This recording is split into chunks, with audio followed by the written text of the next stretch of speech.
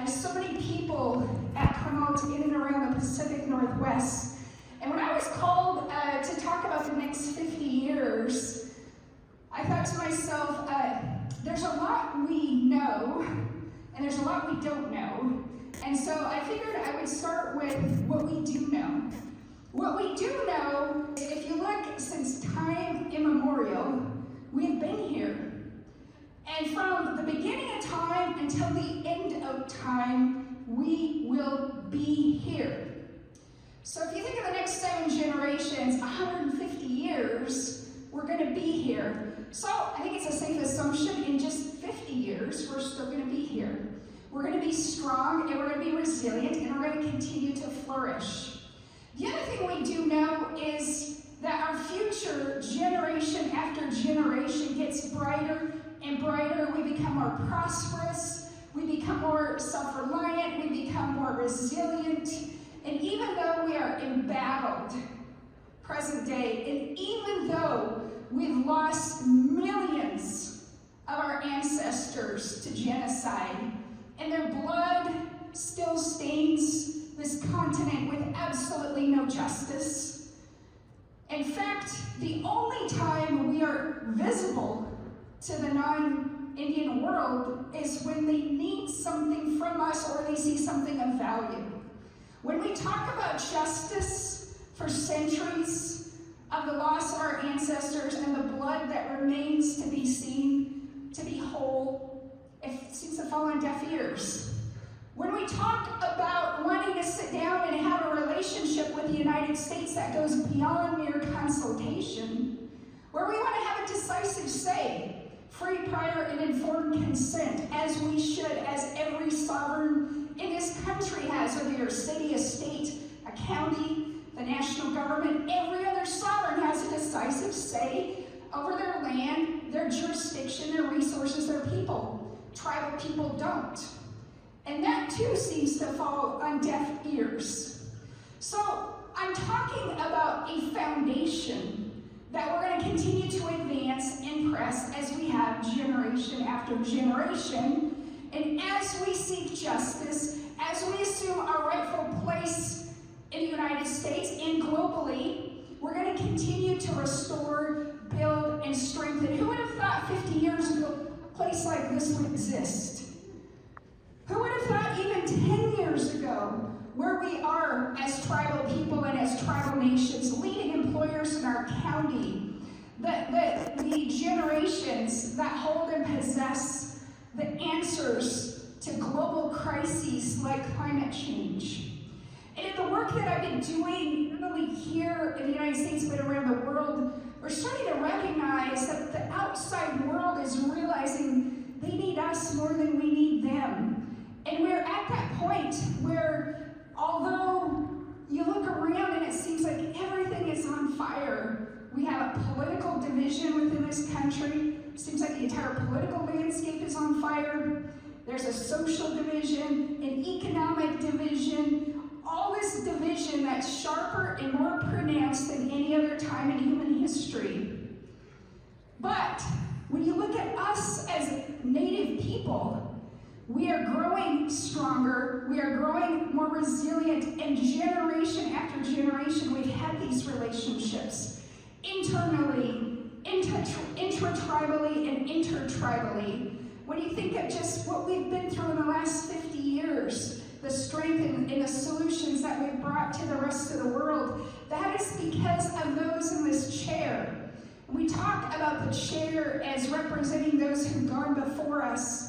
But we also look at those in the chair that are going to be joining us at some point in the future, those future generations yet to be born. That's what's represented. And the values that we have are ancient and timeless. And just as Kat said, we are starting to influence the world to look beyond budgets, to look at 7 generations. So when you know that our future is based on a value system that's ancient, that's timeless, that's unbroken, of course we're going to continue to thrive. Of course we're going to continue to seek justice.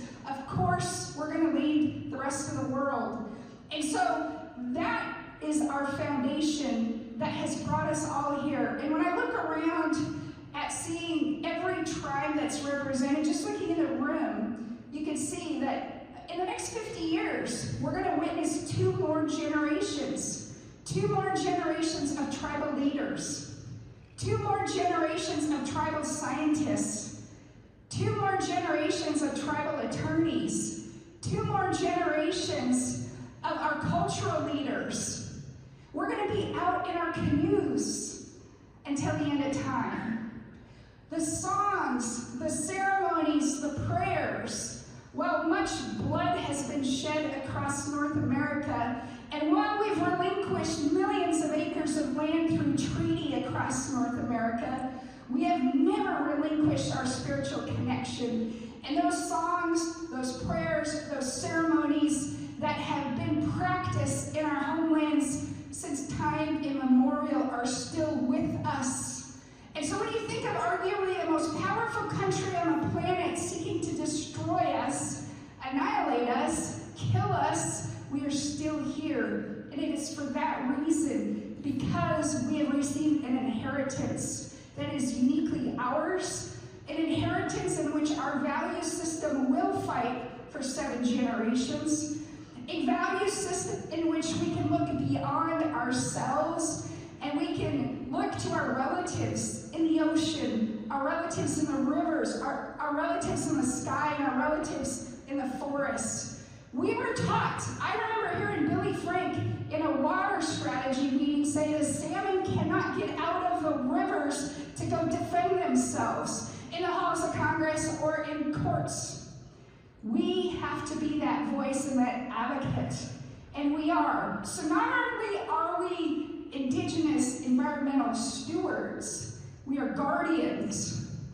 And the world is starting to recognize that when you invest with tribal nations, you could take that to the bank. We are going to restore salmon habitat. We're going to protect clean water resources. We're going to value sacred sites. I've been referring to a message that Guy McMines delivered to my 8th grade class years ago.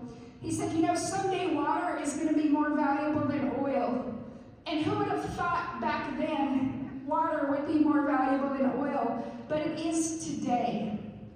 And we know that as the climate crisis intensifies, the natural world is going to become more and more valuable because we're losing so much of it. Just hearing about the loss of the salmon in Alaska, I heard an Alaska elder say, how can we adapt to losing our salmon when our spirit and our connection is so deeply tied? How do you adapt to losing part of your spirit? But as things continue to intensify and the climate crisis intensifies, that day of reckoning that our ancestors long foretold of, when the trajectory of the world is simply not sustainable, it's going to be the indigenous peoples that are going to lead the rest of the world. And also the world is starting to value our natural assets. They're starting to value water. They're starting to value clean air. All those things that we were taught. And they should know better, but they still don't. We can't pass effective climate legislation in Olympia. Lord knows we're not going to be able to pass that in the United States Congress. The few pieces of climate legislation we've managed to pass, we all know here the scale of what is minimally necessary. And so tribal nations and indigenous peoples around the world are starting to be recognized. 5% of the population is governing 80% of what's left on the planet. The clean biodiversity is under the governance of indigenous peoples. And we've been flipping that to say we are outperforming others by 400% with little to no resources. And we're going to continue that legacy. And so, as we look at the future, the next 50 years, there's no question our economies are going to grow. There's no question we're going to become stronger. There's no question we're going to continue to be resilient. There's no question we're going to continue to pursue justice for our missing and murdered indigenous women, for our boarding school children who were violently murdered. And we have graves and cemeteries in the backyard of schoolyards. That is on the horizon for the next 50 years. A sense of justice, a sense of taking our rightful world, and at a time when the entire world is crashing, and you're seeing places like New York City underwater, you're seeing places like Hollywood slip into the Pacific Ocean, we, indigenous peoples, are going to continue to rise. We are going to continue to lead the rest of the world based on our timeless and proven through the centuries since time immemorial values. The world is desperate for solutions. And so I know we're going to stand on our ancient and timeless teachings, but we're also smart, and we're going to continue to monetize tribal sovereignty to attract foreign investment that otherwise would come to the United States in ways that we haven't even been able to witness. Where tribal gaming is flourishing, but when we're able to harness the economy that's based on valuing nature and not based on destroying nature, when that time comes, because it's not if, but when that time comes, tribal nations are going to continue to lead everyone based on our principles. And I must say this too, that as spiritual beings, as native peoples, the songs, the ceremonies, when we're out in the canoe and you can just feel that infinite power. You can feel that power that goes from the beginning of time when you're out on the Pacific Ocean and you sing a whale song and a whale appears. Or you come into Seattle. I mean, I'll never forget pulling into Muckleshoot and as our crew, I'm going to recognize our skipper right here. Cleve was a skipper of our canoe this summer. And those are the things that are so mighty and powerful and timeless. And those are the things that when this world continues with so much uncertainty and so much division, it's those things that we know to be true, the certainty that brings us the strength, that brings us the power, that's going to continue to guide us. And so for the next 50 years, we will continue to flourish. We will be here and we will be fighting for this next 7 generations because we all see a clean, healthy, prosperous, thriving community in each and every one of our tribal nations, individually and collectively.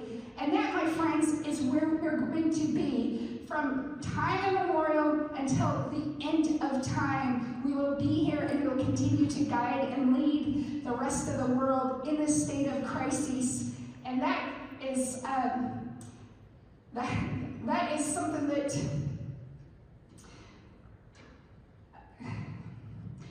when I think about our next generation that's emerging, I get real emotional about that because our kids are now growing up at times when they can learn their languages, at times when they can get out into a canoe.